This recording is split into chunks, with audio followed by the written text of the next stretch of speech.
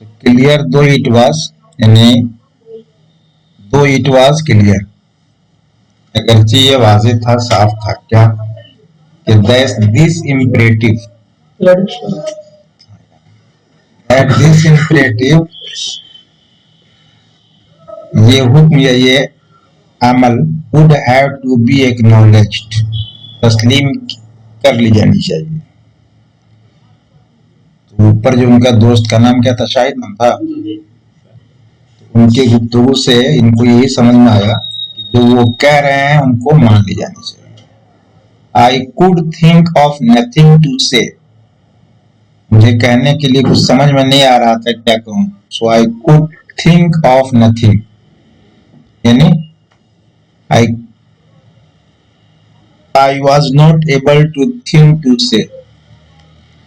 What are the words in which one promises a friend that one will write about him after his death? क्या समझ में नहीं आया था? वो कौन सी बातें हैं जिसमें जब कोई वादा करता है अपने दोस्त से कि दैट वन विल, वो इंसान विल राइट, लिखेगा, अबाउट हिम, उसके बारे में, आफ्टर हिज डेथ, उसकी मौत के बाद। तो मौत के बाद उसके बारे में कुछ लिखेगा, उसको किन अल्फाज से हम डिस्क्राइब करें, वो डिस्क्राइब करने मुझे नहीं आ रहा था। तो क्या मैं कहा कि आखिर में आई सेड, फिर मैंने फाइनली आखिर में मैंने ये कहा, शाहिद आई विल, मैं करूंगा, I shall do the best I can, मुझसे जितना बन पाएगा मैं करूंगा। What are the words in which one promise a friend that what यहाँ पर जो है कौन सी जमीर नहीं, ही तो किसी खास को करता है ना, वन का मतलब जनरल रखा है, हर ऐसा पर्सन जहाँ पे किसी को खास नहीं करना, उसके पहले वन ले आए ना, नहीं तो वन की जगह पे वन ही आएगा, वो ही नहीं आएगा। ठीक है।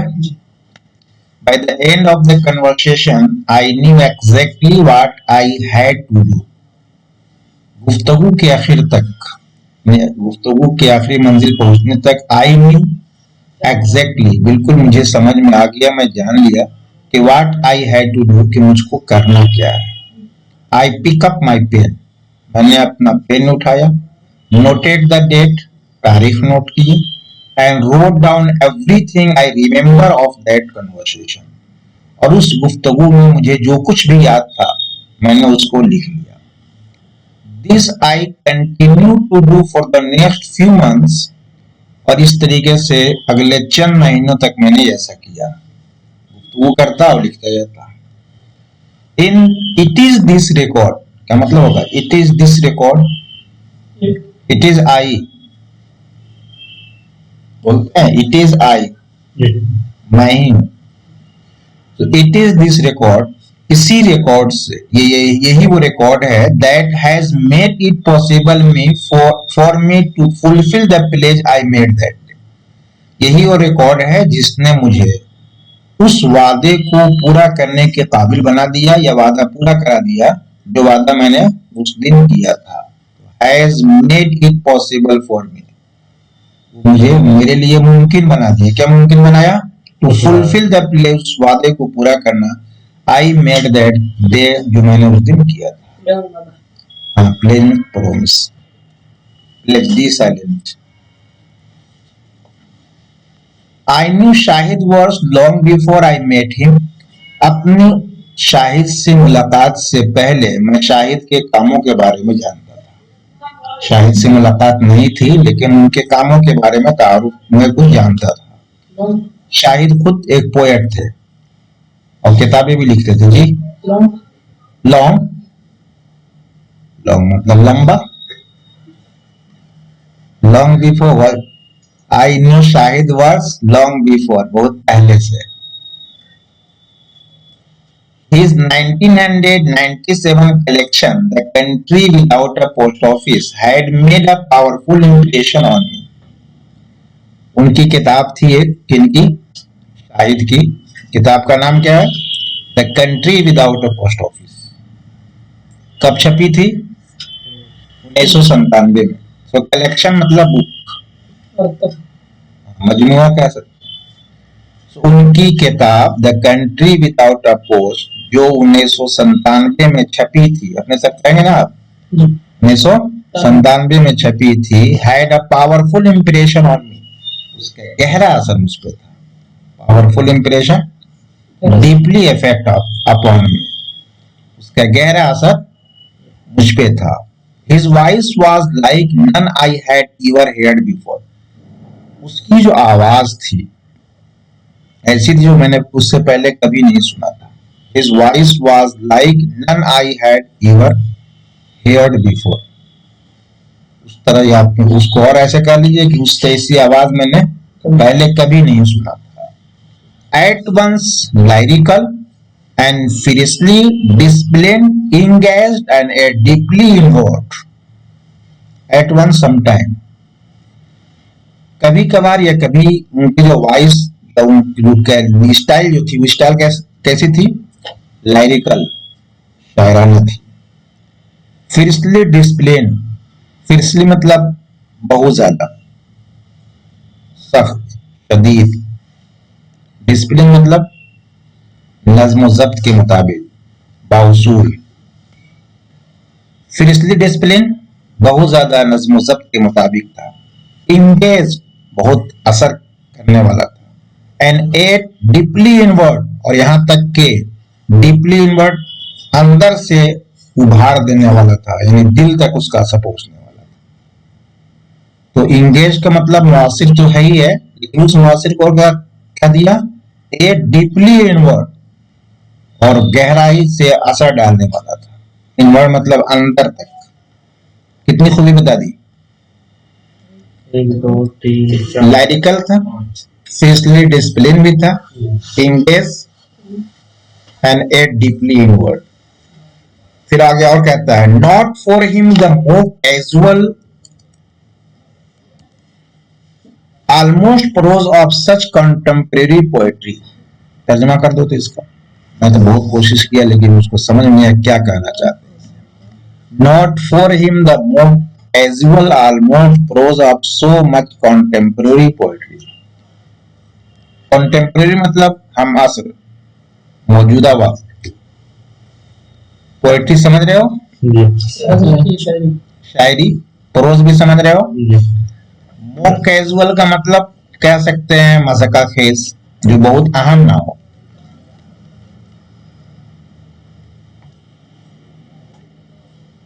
चलेगा काम। राइटर शाहिद की तारीफ में ही कहते हैं, मतलब इतना ही चाहते हैं कि कुछ ऐसी होती है कि शायरी भी लोग करते हैं तो वो शायरी भी नस्र के अंदाज में कर लेते हैं। तो ऐसी शायरी जो नस्रिया अंदाज में हो, है तो शायरी तो वो शायराना अंदाज में होनी चाहिए, नस्री अंदाज में ना हो। तो कहा कि ये चीजें शाहिद की पोएट्री में नहीं थी। अगर नज्म है तो नज्म के तरीके से कह रहा था, नस्र है तो नस्र के तरीके से कह रहा था। तो नॉट फॉर हिम, उसके लिए नहीं। क्या नहीं, उस वक्त के बेशतर नज्म को एक बहुत ज्यादा मज़ाक़ खेज नस्र नहीं था, यानी उसको अपने दरबारिये को कि शाहिद अपने वक्त के पोएट्री को मज़ाक़ खेज नस्र में नहीं लिखता था। ठीक है, so he did not write the more casual almost prose of such contemporary poetry. उस वक्त के पोएट्री को या उस वक्त की शायरी को, शायरी की तरह करो, शायरी को ही कहना है ना। Of such much contemporary poetry, यानी उस वक्त की शायरी को मज़ाक़ खेज नस्र के तौर पे उसके लिए नहीं था, यानी वो नहीं लिखता था। यानी उनकी शायरी अच्छी थी, उसकी कोई मिसाल नहीं। His voice, his was a voice that was not ashamed to speak in bardic register। समझ में आया नहीं? नहीं, मतलब नहीं लिखता था वो अपने, मतलब हाँ, उनकी शायरी अच्छी थी। His was a voice that was not ashamed to speak in a bardic register. Bardic मतलब poetic style. Bardic register का मतलब poetic style. तो his was a voice, उनकी एक ऐसी आवाज थी, जो आवाज क्या थी, was not ashamed, उनको शर्मिंदगी नहीं होती थी to speak, बोलने में, in a bardic register, शाराना स्टाइल में, यानी शाराना स्टाइल में बोलने से या पढ़ने से उनको शर्म नहीं आती। हिज अलग है, क्या चीज? इसमें हिज अलग है, इस वॉइस ये लिटरेचर है।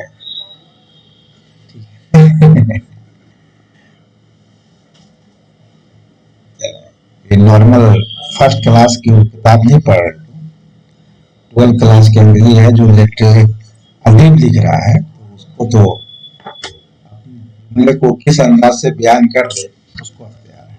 पहले बंद साला, हाँ जी, पहले बंद साला तक तो काम नहीं। अभी जब हो गया तो जो लिखेगा वही कायदा बनेगा उसका। तो मतलब ये कि इंप्रेशन डालने के लिए ऐसा लिखते हैं लोग, जुमले में कैसा कैसा असर पड़ेगा। कभी कभी उर्दू के भी अदीब होंगे, उसके भी जुमले आप पढ़ें, औदबा के जुमले देखो, पढ़ो। अगर आप ग्रामर के पॉइंट ऑफ व्यू से तो होगे तो आपको गालिब की शायरी में भी कहीं दिक्कत नजर आने लगेगी, और अल्लामा इकबाल के नस्ल में कहीं प्रॉब्लम पैदा हो जाएगा। ठीक है, लेकिन उसको अदब के एतबार से देखेंगे तो उसमें खूबी समझ में आने लगेगी। तो जब आप इसमें क्रिटिकल स्टडी डालेंगे, आपको उससे बजाय इसके कि आप उसको तर्जमा समझे, एक आप तनकीदी मुताला करें इसका, किस अंदाज से कैसे किया, तो समझ में आएगा कि क्या खूबी है इन जुमलों में। चलें, तो his was a voice that was not ashamed to speak in a bardic register. उनकी आवाज में या वो शायराना अंदाज से पढ़ने में वो शर्म नहीं करते थे, उसके ऐसे मफहूम को तो आसानी से भी कर सकते थे ना। I knew of one who else who would even conceive of publishing a line like Mad Heart and Be Brave. ये उनके कहीं जो किताबें होंगी उसमें अल्फाज होंगे या कोई नज्म लिखा होगा मैड हार्ट और बी ब्रेव। तो कहते हैं I knew of no one else, मैं किसी ऐसे इंसान को मुझे पता नहीं है, who would even conceive of publishing a line like, कि जो मैड हार्ट और बी ब्रेव जैसे लाइन पब्लिश करने की हिम्मत रखा हो या सोचा भी हो। I knew of no one else, मुझे किसी का भी इल्म नहीं है, मैं किसी ऐसे इंसान को नहीं जानता हूं, who would even conceive, जो कभी भी सोचा भी हो, जिसको सोचा हो, of publishing a line, एक लाइन शाये करने की, like mad heart and be brave and mad heart जैसे लाइन को शाये करने के बारे में सोचा भी हो, ऐसे इंसान को मैंने कभी नहीं जाना। क्लियर है? तो बड़ी साहब बहुत सारी तारीफ कर दी शायद की इन्होंने। इस बीच में रहते हैं लास्ट में, else जहां मुनासिब होगा वो लगाएंगे। In 1998, I quoted a line from The Country Without a Post Office in an article that touched briefly on Kashmir. और फिर कहते हैं कि उनकी जो किताब है the country without a post office, उस किताब से मैंने चंद लाइनें कोट की थी। 1998 में मैंने कोट किया था एक लाइन को। कहां से कोट किया था? कोट मतलब इक्तिबास लिया था कहीं से। कोटेशन होता है ना, साबित करने का, साबित करना, वो आता होगा, छोड़ो। यहाँ कोटेशन का मतलब क्या है कि उस इक्तिबास को मैंने लिया, जैसे किसी की किताब होगी वहां से चंद जुमले मैं अपने एतबार से उसको इस्तेमाल कर। हाँ, तो इस्लामिक कोट्स होंगे तो इस्लामिक मतलब कहीं से इक्तिबास लिया होगा उसको, वो 31 कोट की, हाँ कोट की, तो पूरा नकल किया। ठीक है, तो नकल करना भी कर सकते हो। नकल करने का मतलब हूबहू उन्हीं अल्फाज को लेना है, चाहे वो लिखने में हो या बोलने में। हाँ, लिखने में हो कि बोलने में हो। In 1998 मैंने कोट किया था, कहां से? एक लाइन कोट किया था the country without a post office से। कहां कोट किया? अपने एक मजमून में, that touch briefly on Kashmir, जो मुख्तसर तौर से कश्मीर के बारे में बताया गया। जो और कश्मीर के बारे में लिखा गया था। ठीक है, एट दैट टाइम, अब यहाँ भी कहोगे टच क्यों लगा दिया, अभी छूना है, कश्मीर को छुआ है, तो ऐसे भी कह सकते थे that describe briefly on Kashmir. ठीक है, लेकिन जो टच से जो इंप्रेशन दिमाग में डालना चाहते हैं, न तो डिस्क्राइब दे सकता था और न वाज रिटर्न दे सकता था। ठीक है भैया। At the time all I knew about Shahid was that he was from Srinagar. At the time, उस वक्त जो मुझे पता था शाहिद के बारे में, इतना जानता था कि वो श्रीनगर का रहने वाला है, and had studied in Delhi, और वो दिल्ली में पढ़ता था। दिल्ली यानी दिल्ली यूनिवर्सिटी में। I had been at Delhi university myself, मैं खुद भी दिल्ली यूनिवर्सिटी में पढ़ा। राइटर कहाँ पढ़ा? दिल्ली यूनिवर्सिटी में। तो गोया के दोनों ही पढ़ लिए दिल्ली यूनिवर्सिटी में। आगे कहते हैं but although our time there had briefly overlap. Overlap मतलब कॉमन। ठीक है, कॉमन क्या है या सिमिल्टेनियसली का है। बट ऑल्दो, लेकिन अगरचे, our time there had briefly overlap, अगरचे हमारा वक्त वहां कुछ कॉमन था, एक ही साथ साथ थे हम लोग, यही कहना चाहते हैं। बट ऑल्दो, लेकिन अगरचे, our time there had briefly overlap, अगरचे हमारा कुछ वक्त वहां, मुख्तसर सा वक्त हमारा कुछ वहां एक ही वक्त का था, यानी एक साथ साथ थे हम लोग। वी हैड नेवर मेट, साथ साथ रहने के बाद भी क्या हुई? मुलाकात नहीं हुई। We had friends in common house, बहरहाल मुलाकात तो नहीं हुई, लेकिन हम लोग के जो अहबाब थे वो कुछ अहबाब ऐसे थे जो दोनों के थे। ठीक है, हम दोनों नहीं, एक दूसरे को नहीं जानते थे, लेकिन हमारे जो दोस्त थे वो और उनके जो दोस्त थे वो कॉमन थे। तो we had friends in common हाविया, बहरहाल हमारे जो अहबाब थे वो कॉमन थे, यानी दोनों के वो दोस्त थे। And one of them put me in touch with Shahid, और उन्हीं कॉमन अहबाब में से एक ने मुझे शाहिद से मुतारफ करा दिया। वन ऑफ देम, उनमें से किसी ने, पुट मी इन टच, किससे ताल्लुक पैदा कराया? शाहिद से ताल्लुक पैदा करा दिया। इन 1998 and 1999 we had several conversation on the phone and even met a couple of times. 1998 में और 1999 में हम लोगों ने बहुत सारी गुफ्तगू की थी, इस पे टेलीफोन के जरिए बात की। and even met a couple of times, और कभी कभार हम लोग मुलाकात भी की। met a couple of times, couple का मतलब जोड़ा होता है, तो जोड़ेदार माना करो। कपल ऑफ टाइम, जोड़ेदार वक्त पे, तो जोड़ेदार का मतलब समटाइम्स, हाँ कभी कभार मुलाकात हुई। ठीक है, फिजिकली, हाँ फिजिकली मुलाकात हुई। But we were no more than acquaintances until he moved to Brookline. ये ब्रुकलाइन कोई जगह है जो आउट ऑफ इंडिया है, हमारे ख्याल से अमेरिका में कोई जगह है ये। We were no more than acquaintances, लेकिन मुलाकात के बावजूद भी बहुत बेतकल्लुफी नहीं बनी थी, बहुत अच्छा खासा एक दूसरे को नहीं जानते थे। तो कहते हैं we were no more than acquaintances, हम दोनों में बहुत ज्यादा ताल्लुकात नहीं, वो ताल्लुकात पैदा नहीं थे, एक दूसरे को हम लोग बहुत ज्यादा नहीं जानते थे। कब तक? यहाँ तक कि हम ब्रुकलाइन चले गए। जब ब्रुकलाइन गए तब हम दोनों में गहरे ताल्लुकात हुए। यहाँ तक कि हम लोग अगले साल ब्रुकलाइन चले गए। Once we were in the same neighbourhood, once we were in the same neighbourhood का मतलब एक ही पड़ोस में थे, यानी पड़ोसी बन गए। और एक मरतबा जबकि हम लोग पड़ोसी हो गए, we began to meet for occasional meals and quickly discovered that we had a great deal in common. अब क्या होने लगा? तो हम लोगों में मुलाकात होने लगी। began to meet for occasional meals, कभी कभार खाने के लिए भी एक दूसरे से मुलाकात नहीं, खाना भी साथ साथ खाने लगे कभी कभार। and quickly discovered, और बहुत जल्दी ये पता चल गया कि we had a great deal in common, कि हम में बहुत सारी यकसानियत है। ठीक है, क्या क्या यकसानियत हो सकता है नीचे कहें वो। By this time of course Shahid condition was already serious. इस वक्त तक शाहिद की जो हालत थी वो पहले ही से क्या हो चुकी थी, बुरी हो चुकी थी, बीमार था ना वो। सीरियस का मतलब तो संजीदा होता है, तो बीमार में संजीदगी आएगी तो कैसा होगा?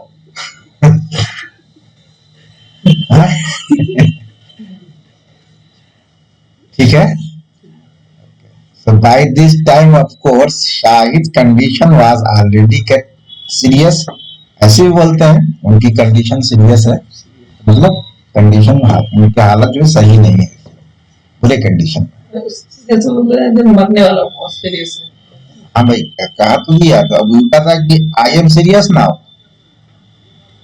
I am serious now. अगर कन्वर्सेशन के मूड में प्रिंसिपल साहब के पास गए और वो कहे कि I am in serious mood, वो फ्रॉम हियर, मतलब क्या होगा, बहुत बीमार तो नहीं होंगे वहां, मतलब कोई संजीदा काम कर रहे हैं, तो आप यहाँ से चले जाइए, वहां सीरियस कुछ और मूड में है। अगर patient is very serious, he must be admitted to hospital, क्या होगा वहां? चले, मरने वाला हो या बहुत बुरे कंडीशन में है, बीमारी बढ़ गई है उसकी। सो डिस्कवर्ड कहाँ चला गया? By this time of course, इस वक्त शायद की कंडीशन पहले ही खराब हो चुकी थी। Yet his illness did not impede the progress of our friendship.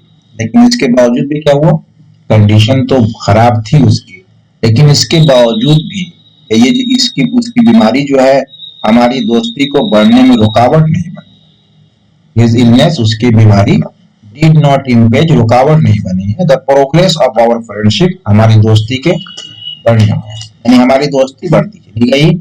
We found that we had a huge roster of common friends in India, America and elsewhere. और हमें ये पता चल गया कि हमारे पास एक हम लोगों के दोस्तों की एक लंबी लिस्ट है। ह्यूज रोस्टर का मतलब लिस्ट, ह्यूज रोस्टर एक लंबी लिस्ट है इसकी, ऑफ कॉमन फ्रेंड्स, आम दोस्तों की, यानी ऐसे दोस्त जो दोनों के हैं। कहाँ कहाँ वो लोग रहते हैं? इंडिया में रहते हैं, अमेरिका में रहते हैं, और भी मुख्तलिफ जगहों पे रहते हैं, elsewhere. We discovered a shared love of rogan josh. ये रोगन जोश हम एक टाइप का फूड है जो कश्मीर में उस वक्त पकता था। और ये आगे क्या लिखा है? रोशनारा रोशना बेगम जो माँ है शाहिद की, वो खुद एक पोएट थी, और पोएट के साथ सिंगर भी थी। तो वो जो गाती थी, ये उनके जो आशार थे उनसे वो मोहब्बत करता था।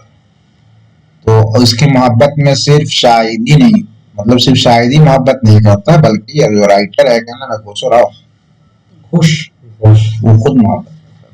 So we discovered a shared love of रोगंजा।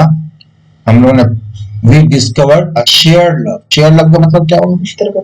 मुश्तरका प्यार, मतलब हम दोनों प्यार करते थे ना होगा। तो पता चला कि हम दोनों प्यार करते थे, हम दोनों चाहते थे किस चीज को? रोगंजा को, रोशनराब बेगम को, एंड किशोर कुमार को, यानी इनके भी नगमे वो सुनते थे। And mutual indifference to cricket.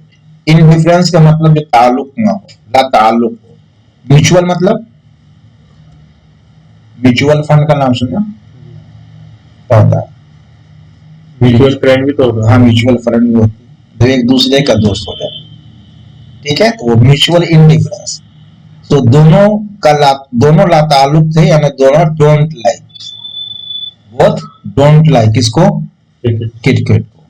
तो ऊपर में कॉमन था कि उनके नगमे सुनने में दोनों कॉमन थे, और क्रिकेट न खेलने में कॉमन थे कि क्रिकेट खेलना दोनों को पसंद नहीं था। And an equal attachment to the old Bombay film, और बॉम्बे में बनने वाली जो पुरानी फिल्में थी वो दोनों को देखना पसंद था। एंड इक्वल अटैचमेंट, पूरा ताल्लुक था किस? To old Mumbai films. तो अपने जुमले में अगर उसको कहेंगे तो क्या कहेंगे? They both of them like to watch Bombay old film. Because of Shahid's condition, even the most trivial exchanges had a special charge and urgency. Charge मतलब importance, urgency मतलब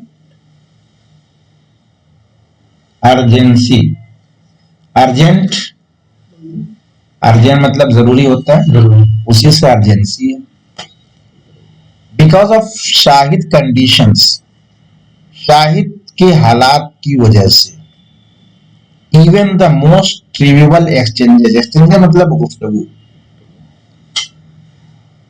हल्की सी भी गुफ्तगू, ट्रिवियल मतलब बहुत ही कम, तो मोस्ट ट्रिवियल कह रहा है बहुत ही कम, है ना। So even the most trivial exchange, यानी थोड़ी सी भी गुफ्तगू, had a special charge and urgency, एक खास अहमियत होती थी और उसकी जरूरत होती थी। गोया कि उसके लिए जरूरी क्या था, शायद की हालात को देखते हुए कि उससे उसके बारे में गुफ्तगू की जाए, उससे कुछ बातें की जाए। तो because of Shahid conditions, condition Shahid की बुरी हालत हो जाने की वजह से थोड़ी सी भी गुफ्तगू उसके लिए बहुत अहम और जरूरी हो चुकी। The inescapable poignance of talking about food and half forgotten figure from the past with a man who knew himself to be dying was multiplied. Inescapable मतलब, escape का मतलब, escape का मतलब गुरेज करना, भाग जाना, उसमें मनफी कर दिया। इनएस्केपेबल अब नागुज़िर हो, जरूरी। पॉइगनेस मतलब दुख, शोरो गम। सो खाने के बारे में, हाफ फॉरगेटन फिगर, फिगर का मतलब मेन कर लीजिए, फिगर्स मतलब अशखास। फ्रॉम द पास्ट, माजी में कुछ भुला दिए गए लोगों, अबाउट द फूड, और खाने के बारे में गुफ्तगू का जो, एक ऐसे इंसान के साथ माजी में भुला दिए गए लोग और खाने के बारे में गुफ्तगू की जरूरत, विथ अ मैन, एक ऐसे इंसान के साथ, who knew himself to be dying, जो ये जानता हो कि वो मरने वाला है, was multiplied, बढ़ चुका है। क्या मतलब होगा, मल्टीप्लाई मतलब बढ़ना होगा, was increased मतलब उसका कि ऐसे लोगों के बारे में गुफ्तगू करने वाला कोई था नहीं, जो खास तौर से जो बंदा मर रहा हो, उसको उस बात का शऊर हो चुका हो कि अब हम मरने वाले हैं। गया कि अब उसके पास कोई दोस्त नहीं रह गया, और वो जो खाने पीने की जो बातें होती थी उसके बारे में कोई गुफ्तगू करने वाला भी नहीं रह गया। इन दिस इंस्टेंस, इस सूरत में, इस हालत में, by the knowledge that this man who also a poet who had achieved greatness, by the knowledge ये जान करके कि दिस मैन, ये आदमी, हु आल्सो अ पोएट, जो कि एक शायर भी था, हु हैड अचीव्ड ग्रेटनेस, उसको ये अहमियत या ये इम्पोर्टेंस पता चल गया था शायद कि the only such that I shall ever know as a friend, मैं ही वो इंसान हूँ जो मैं एक दोस्त के हैसियत से उसको मैं जान सकता हूँ, यानी मैं उसका दोस्त बन सकता हूँ।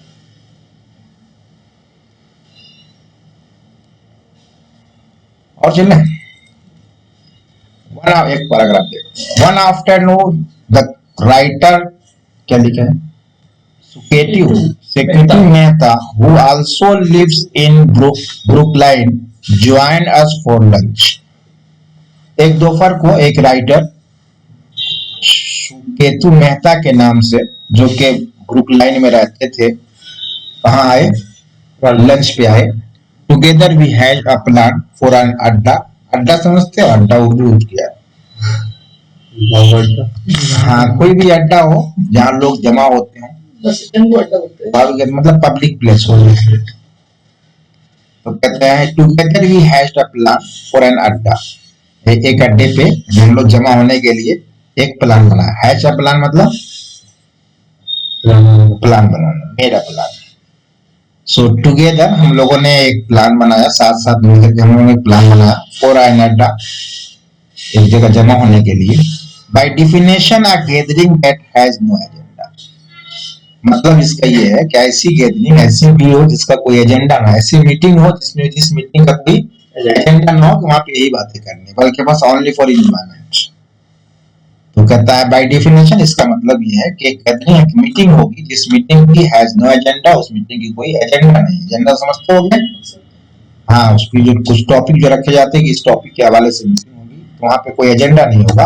अदर देन कन्वीनियंटली, सिवाय एक सोशल गुफ्तगू के और कोई भी बात नहीं होगी। कन्वीनियंटली मतलब regarding socialism.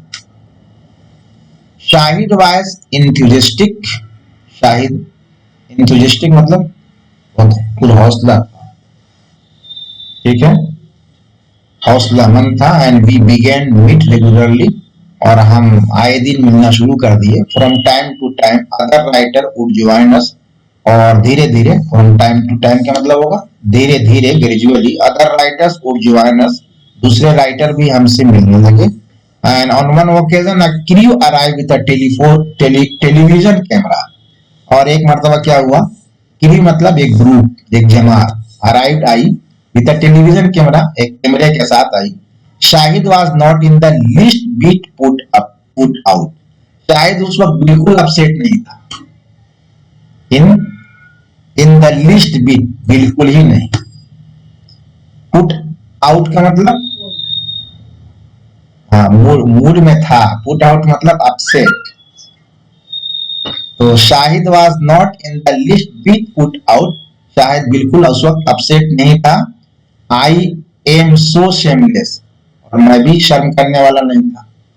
I just love the camera, मैं भी कैमरे को पसंद करता था। तो कहा था we are ready to take photo, ठीक है, इस तरीके से एंजॉय किया।